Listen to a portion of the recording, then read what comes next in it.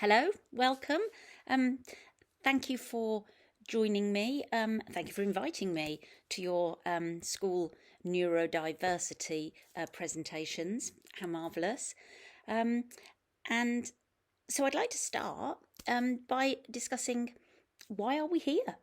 Why are we talking about this? It's amazing and wonderful that your school and your marvellous teachers have decided to do this. It means so much to me that people are starting to want to know more, and it will mean even more to your children when we create a better, more inclusive, equal society that welcomes and values its own diversity. I love the reference from The Greatest Showman that your teacher uses in her teaching material.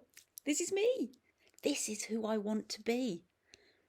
And so I'd like to talk to you today about me, my neurodivergent way of seeing and feeling and processing the world differently, and my hopes for the future. I know that everyone's experience of their own life is different, so this is about what I know about me. But in reading and researching and presenting and coaching, I do find that there are lots of overlaps of experiences and of ways of feeling the world differently.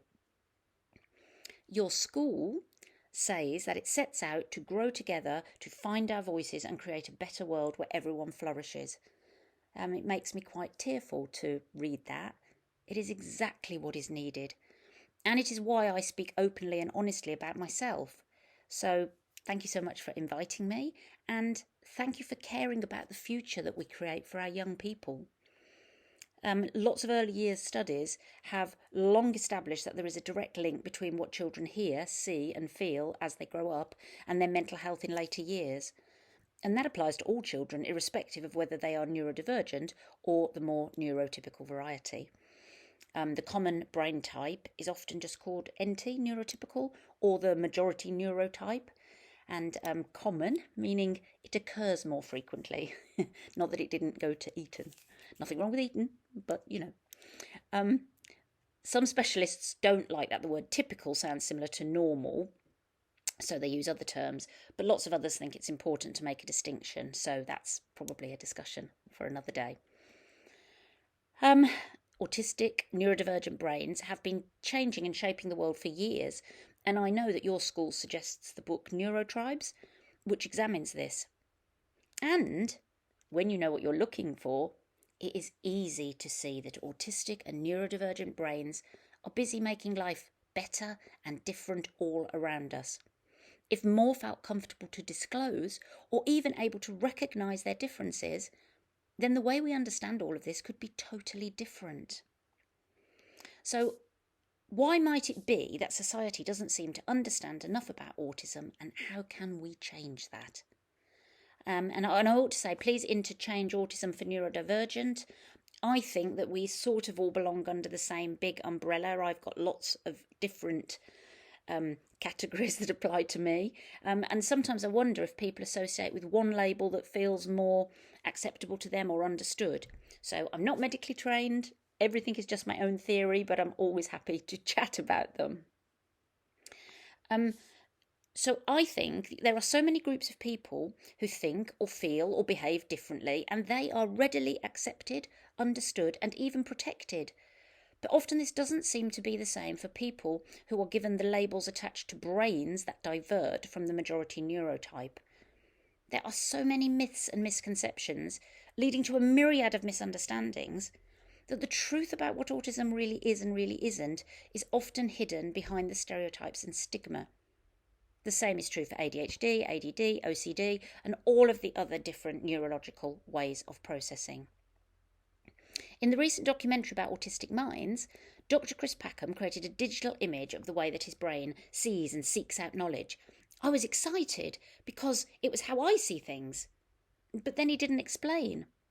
Dr. Camilla Pang, in her book Explaining Humans, describes a similar thing, but refers to what she calls tree thinking, the way that her brain and her thoughts flow and grow. Now, I call this my Sherlock Holmes thing, but without the ability to solve crimes. I see and hear and feel and process everything all at once, which often causes physical and mental meltdowns. I know this now, but I have spent over 50 years thinking that I am just awkward or ungrateful or too fussy. There have been occasions where I've presumed that I felt uncomfortable or unable to cope because the people didn't like me or because of something that I had said or done. And whilst that might have been true, I would often cause an argument or become hysterical so I could find a reason to leave. If I'd been able to identify what was really happening to me, and if I'd been able to explain, then maybe I could have navigated life in a way that wouldn't have left me feeling confused, rejected, and unable to fit in. If we all talk more about how we feel and hear and see the world, then my hope is that the world will become a place that is more autism friendly than we often feel it is right now. My hope is that we start to talk about our autism or our neurodivergent ways of feeling and seeing the world in ways that others can recognise and understand. As part of my postgraduate course in autism studies, I've been creating material for autism recognition and identification without lists of deficits or impairments.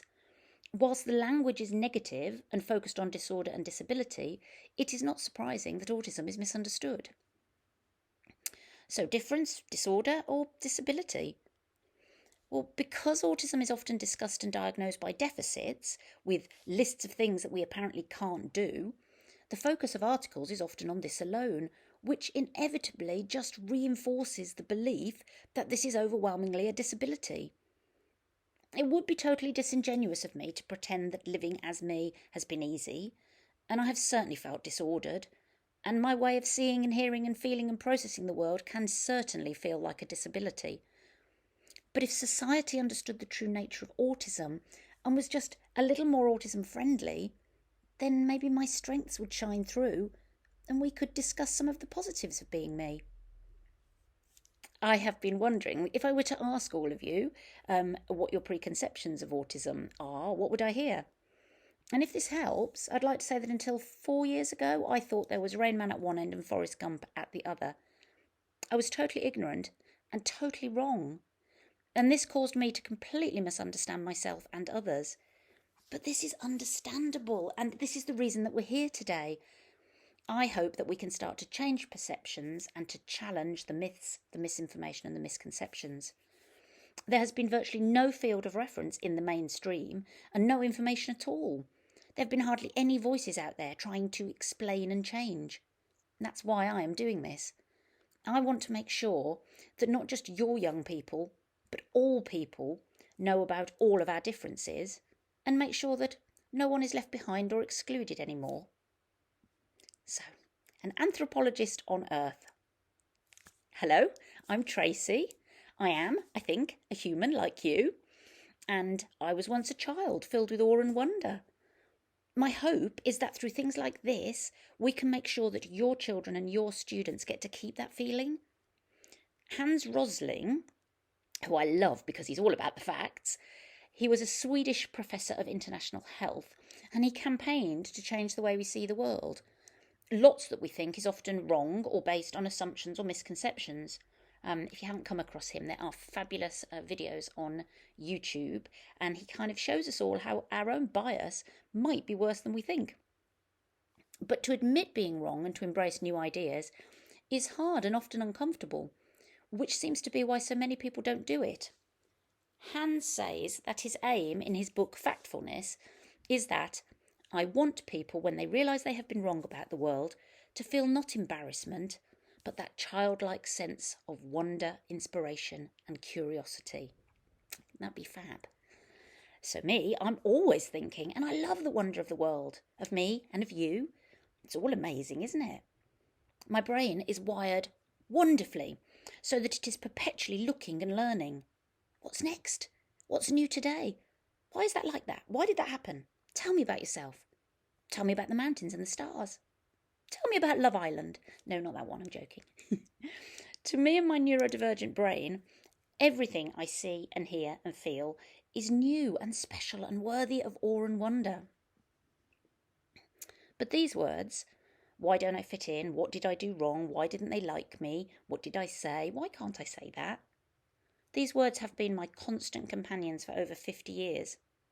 For over half a century, I have been wandering around in a fog of confusion and often chaos. I kept going, always expecting to emerge into a bright new day. Now I know who I am and why, after years of misunderstanding and misdiagnosis, I finally know that I am autistic. And in fact, I didn't do anything wrong. I feel and see and hear the world differently. And it's time that the world tried to understand that. Should have said, please expect digression. With a brain like mine, things are never going to run in straight lines. And see what I did there? I didn't apologise for that. One of the early books about growing up with an autistic brain was called Pretending to be Normal by Leanne Holiday Wiley. Like so many of the other writers, there is so much that jumps out for me as me. So although labels can be problematic, another discussion for another day maybe, they certainly have helped me to know that my difference, which seemed to cause so much chaos and confusion, wasn't because I am faulty or wrong or bad, but that I am actually amazingly autistic. Leanne says, I lament the years spent worrying about what others think to the point I forgot I had a right to my own opinion. I'm sad I poured apologies about my odd behaviours over people who frankly did nothing to deserve my apologies, people who I've come to believe actually owe me an apology for the way they treated me. Well said. Recently I was leaving to catch a flight and my husband asked if I had clothes and toiletries in my backpack. I love a backpack. Bemused, I opened said bag and showed him the mandatory woolly hat, just in case, 2 notepads and a variety of coloured pens, well you never know, and 4 books with Pretending to be Normal on the top. And I did understand the humour and the irony when he peered in, saw the book and said, really? No clothes, no toiletries, no anything, just that. Living with an autistic brain. I like your world and spend vast amounts of time learning about it. I would love to tell you some things about mine. I am autistic and I have been masquerading as a neurotypical for far too long. Quite frankly, I think I am starting to like my way better. For me, your way is fab for you. That's the point, isn't it? We shouldn't be trying to fit everyone onto the same page. Let's all have our own pages, and at the same time, let's read and understand the words on the other pages. I should have said, I see situations in metaphors or stories, but none of us know how anyone else thinks, do we? The mistake is to presume that we do. And the current world situation proves how careless and dangerous that is, I think. So to quote Whitney Houston, possibly you're all far too young for this quote, but I believe the children are our future. We are all responsible for what happens to them. And of course the big issues are important in the world, but running alongside those are individual lives.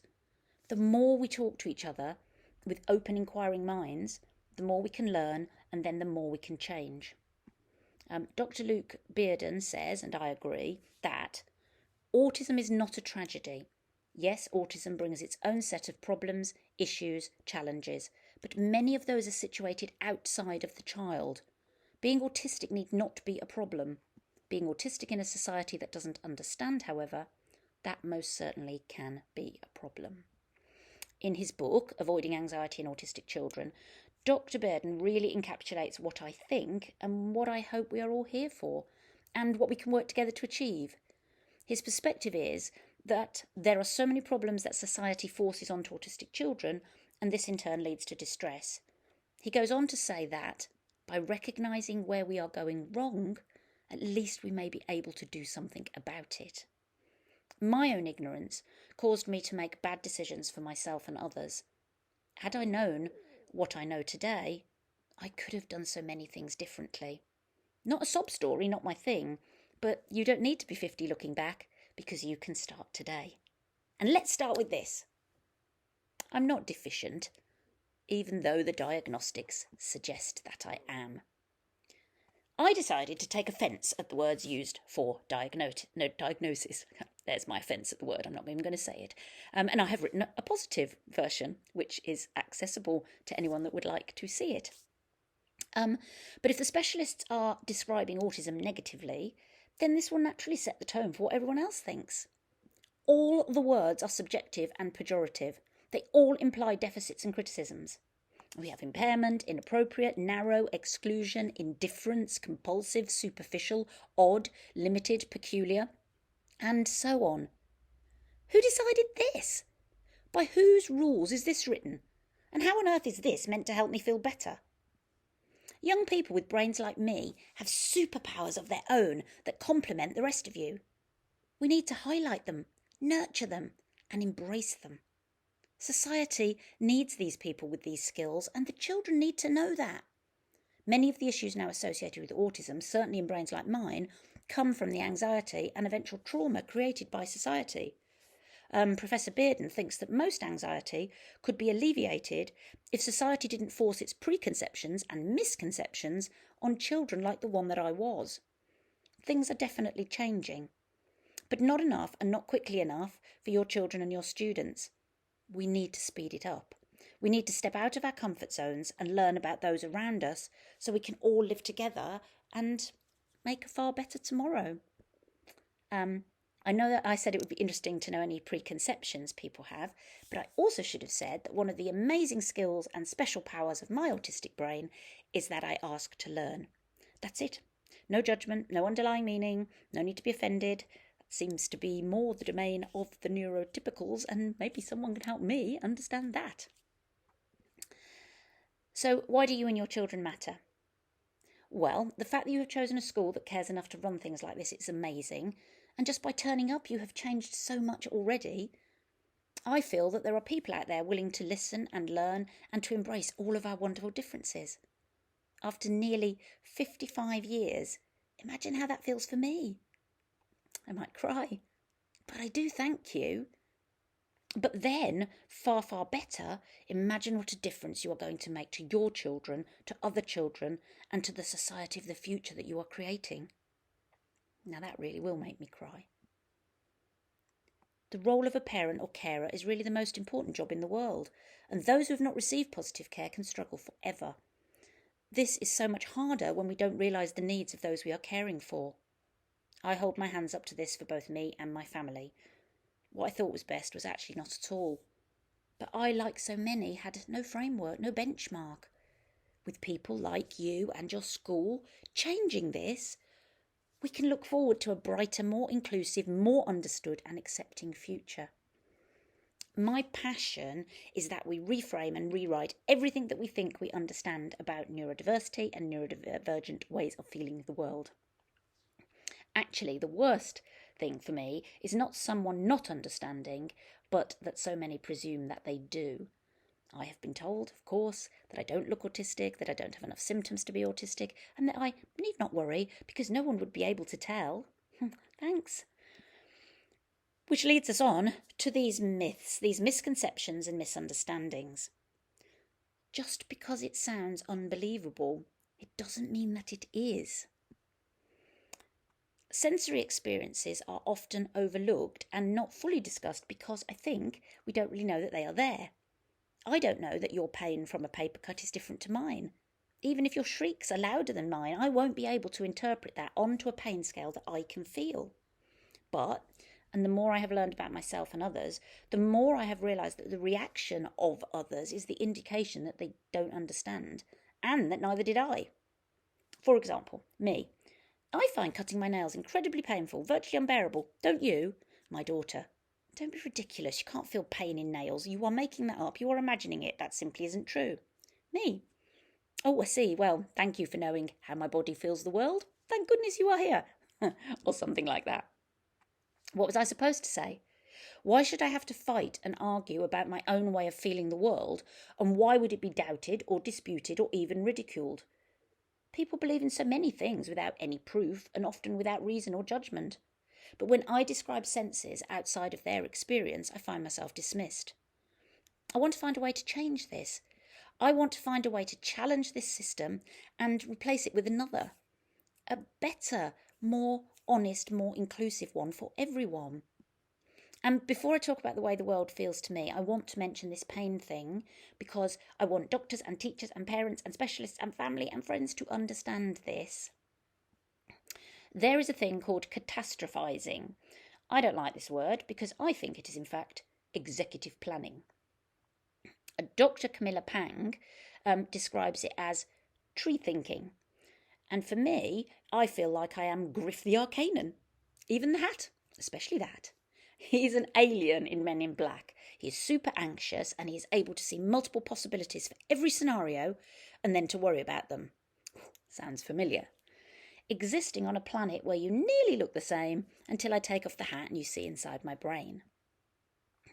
There seems to be another myth-type misconception and misunderstanding about routines and regimented behaviour. And here comes the disclaimer. Some people with autistic brains may love their routines, and some are probably fixated by them or even stuck in them or liberated by them. How do I know? I know about my autistic brain and the way that I see it. That's all. How could it ever be any more or less than that? I'm not going to apologise for the way that I see it because that's just how it is for me. And in talking about this, I'm hoping that some will resonate and some might enlighten and educate even. So my scale of reference goes from where I am to where anything is possible. Bear with me, this is relevant, because when a doctor asks how much pain I am in, I will imagine a World War I chemical attack, the worst, and I will conclude that my pain is relatively low. I know that I can only speak about myself, but in reading the words of others, it does seem that other autistic people are often misjudged because their field of reference is not understood. Often we don't know this ourselves because, well, how could we know that everyone else is not doing this and feeling this? If we don't talk about it, and then if we do, if we're not believed when we do try to explain. So I will try and explain, and I hope that I will be believed. Not so much for me, but for the idea itself. I think that I see and hear and feel the world differently than you might. But then again, I might not. Because I don't know how it feels for you until we talk about it. The next problem is putting this in language that can be understood. I spoke with a journalist who wanted to know more about autism. I explained exactly what I am trying to say here, and at the end of it she said, "Oh, I see, it's like being continually irritated." As you may imagine, I have now written a blog and created a video and a podcast about this because I was upset and shocked, and I wanted to explain. She wrote in her article that autism for me was like being irritated. I contacted her to say that I would never have used that phrase. Eventually she checked and apologised, recognising that in fact I had said about 200 words and she had summarised them into 3 words that she understood. I realised that possibly we broadcast on different frequencies, and for her to reach her audience, she had to change my words into their language. So if change and understanding are to happen, we need to start tuning in our dials to the frequencies of others. We have to try and translate. So, first example, the bowl and the spoon. When you feel the world differently, the possibilities of each new day are endless and unknown. So if just one thing is fixed or certain, then at least that's something. I'm not obsessed with this thing or fixated with routines on routines. I am actually overwhelmed and confused by the myriad of experiences that will throw themselves at me each day, knowing that my logical brain will then stress and strain to navigate all of this. If one thing is known, it is because everything else is unknown. To me, it seems that neurotypical brains cope with far less because their intuition allows them to sort of already know what is coming. One of the stereotypes of autism is the repetitive or fixated behaviours that are viewed as inflexible. And whilst it's true that these exist, and indeed are often not up for negotiation, what is not discussed is why. So Dr. Bearden calls these reliability points. He explains that for a neurotypical individual, about 95% of their day is known. It is something they feel comfortable with and know what to expect. If something unexpected should happen, then they have their intuition and their rule book, which will help them glide on through. So the 5% of uncertainty will hardly even make their boat wobble. They may not even notice. He suggests that for a person with autism, the opposite is true. And this I can believe, it's certainly true for me. Because most of their day, 95%, will be filled with uncertainty, they need to use the remaining 5% for things that they can rely on and depend on to be certain and true. The boat, for the autist, is always rocking back and forth and sudden waves hit and crash and wash over it. So if the routine of a 9 a.m. coffee is the only thing they can be sure of, then it needs to happen. If they always eat out of a certain bowl with a certain spoon, then they need this to provide something known before venturing off again into the great unknown.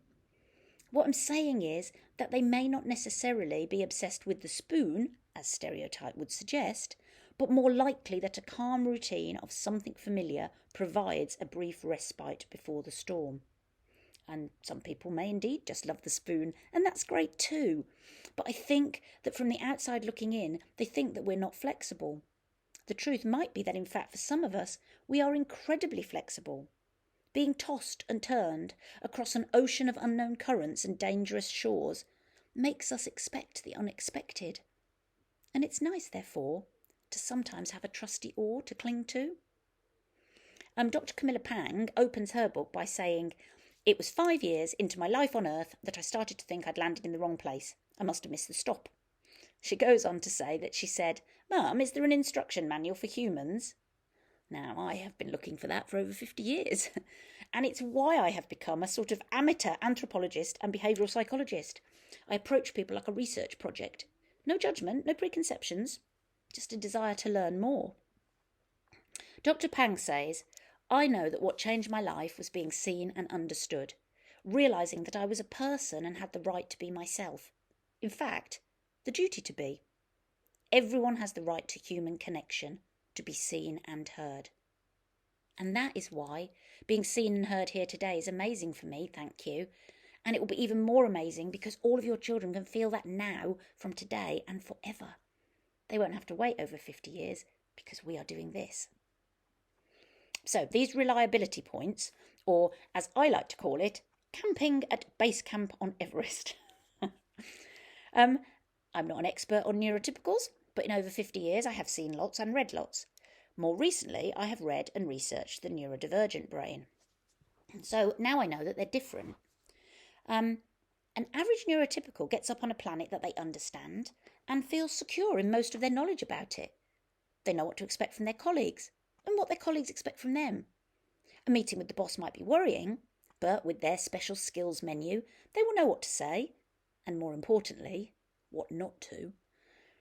And so for them, it is a camping trip on a mildly windy day. They have the instructions for the tent and are confident about the assembly. Some bits might be missing, but they can borrow a tent peg or find a rock nearby. There might be some undulating ground to avoid, and if the wind gusts with menace, they may have to work quicker and harder. They may need another jumper, but they know that they have stayed happily in that tent before and have survived to rise in the morning with the sun. They know that if a storm arrives, they can hastily retreat to the car and go home. They know where the car is parked and they know the way home. They may be damp and disappointed, but they will put the kettle on and plan the next camping trip. I am human, just the same as you, and I have arrived with my trusty tent, ready to embark on my camping adventure. But I am at Everest Base Camp. All around me are people with different languages and customs. I need to try and communicate with them so I can find out where to pitch my tent and how to buy some food and if anyone knows the weather conditions for the next day. A storm of snow or wind or both could make erecting the tent impossible. If this happens, then I have to find shelter in this desolate and inhospitable place. I have no idea how I will attempt the ascent to the summit tomorrow. I have no idea what I will await to find, or even if I will be able to sleep through any of the night.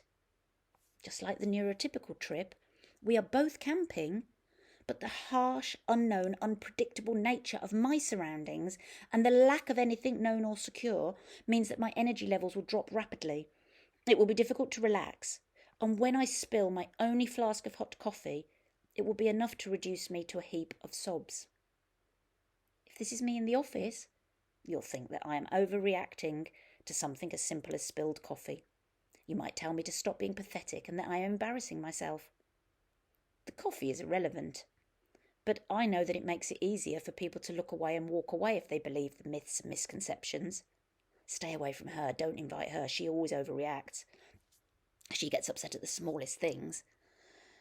To quote a line from Dirty Dancing, well, I guess that is what they'd see. But if you'd watched a video, a YouTube clip of me ascending to every space camp alone, watched me pitching my flimsy tent in wind and driving rain, watched me struggle to find food, and watched me trying to decipher the map for tomorrow's climb, then you might just understand why spilling my hot coffee mattered. And my favourite myth, but you don't look autistic. I am nearly speechless every time I hear this. Only nearly speechless, I am never speechless. The thoughts are constant, and if they are not spilling out onto the paper, then you can be sure they will be dashing into your airspace. Well, where else are they going to go? So, what exactly does an autistic person look like? And what on earth does this mean, and why does it get said? I want to say, and sometimes I do say, do you know anyone autistic? In fact, to make this statement, I can only presume that you know hundreds of autistic people and they all look the same. No? Well, what then? What are you picturing? Oh, let me guess. If I don't look like Rain Man or Forrest Gump, then I can't be autistic. Do all neurotypicals look the same? I mean, you all sound the same and behave in the same confusing way, but you don't look the same. I can't tell that you are a neurotypical until you speak. As soon as you say, but you don't look autistic, then I know your ignorance and prejudice shines through. But your general appearance? My daughter used to watch the mummies arriving to collect their bundles from university. She says there is a kind of uniform for the ones who come during the day, the able-to-be-at-home ones. They arrive in a nice car and step out wearing white jeans and some sort of Phase 8 type floaty floral top. They carry a stylish bag and have sunglasses holding back their hair. Well, I arrive in a nice red car, and I too am wearing white jeans with a pretty top. You would never know. If you spotted the floral backpack thrown on the floor in the car, then you might start to wonder. And if you notice that I can only wear the sunglasses for short periods of time because they hurt my head too much, then you might raise an eyebrow. And if you see me later, you will notice I've spilled coffee on my white jeans and probably smeared chocolate accidentally because I held it too long whilst thinking about something and it melted in my hands. But only the trained eye would see past the initial appearance. And in my experience, neurotypicals make their mind up very quickly and believe exactly what they think they see. So you would see another mummy with leisure time to spare, enabling her to collect her offspring for the Christmas holidays. Now, sometimes I wear lots of colours that clash, with a non-coordinating scarf and hair ribbons. If possible, then also a hat and some multicoloured pumps. I only do this when my daughter isn't looking. I'm not that mad.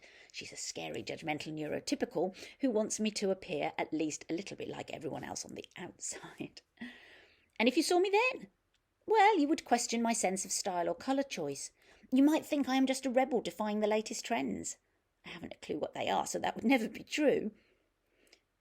But you wouldn't be able to see inside my brain and recognise neurological differences at first glance, would you?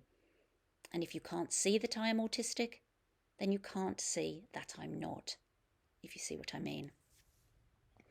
And just to add here that there are lots of people who want to be referred to in a particular way and are upset by others.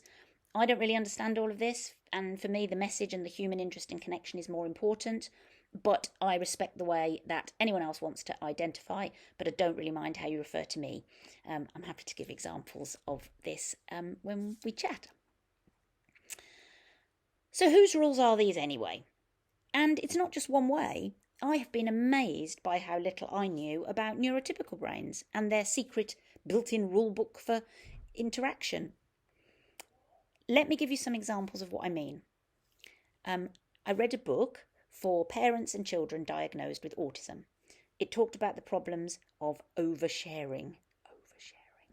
And again, even the term oversharing implies something negative. Lots of the books written for parents and for children tell them how not to be, a sort of forced fitting in. To me, this is awful. Understanding that neurotypical brains don't share as much as quickly, great, but make both ways equal but different. We seem to live in increasingly polarised times when instead of having multiple rights, corrects, we insist on having only one right and one wrong, my opinion or no opinion. I find this incredibly difficult to navigate, in fact impossible. My brain has always immediately seen multiple possibilities and looked to the end and back again. I always think that we're just having an open discussion of an issue, and until recently never understood why having a differing opinion can actually be seen as something offensive. Oh, even worse if it's a fact and you prove someone to be wrong, which I thought would be helpful, but apparently not. Part of the diagnostic criteria asks if you learn by rote or intuition. Who learns by intuition? Is this a thing?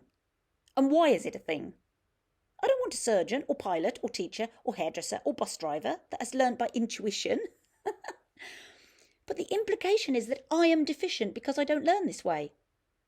And I do wonder if this intuition thing, this inbuilt navigation system, might sometimes get things wrong. And all over the world, the neurodifferent minds are stepping in to sort everything out. Well, we're all different really, aren't we? It's well known, well documented, researched and studied that many, most or sadly all children with neurodiverse brains experience some kind of bullying, ridicule and rejection. With more information and awareness, we can change this.